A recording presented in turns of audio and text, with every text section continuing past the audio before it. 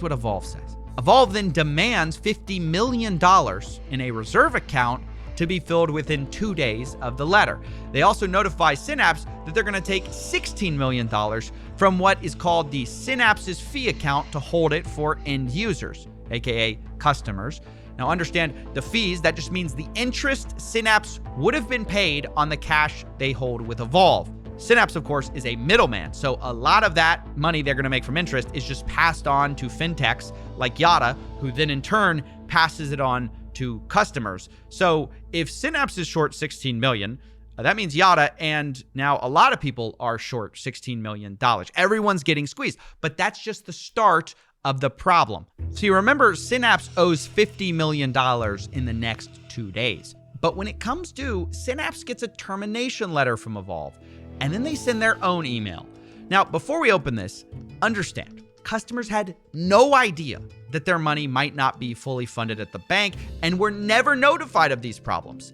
Everything you're about to hear is being whispered in emails right now.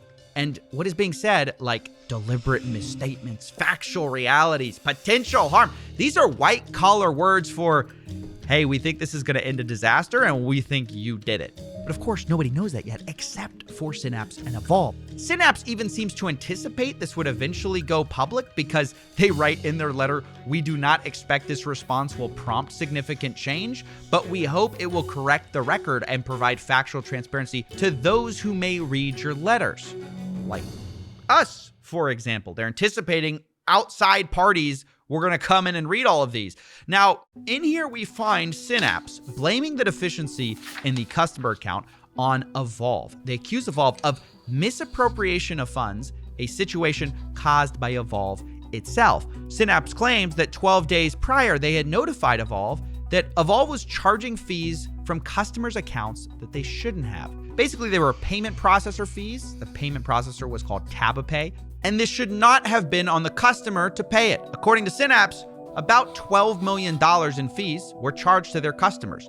And Synapse says this $50 million demand you guys gave us, that's retaliation for us telling you that you have been misappropriating these funds.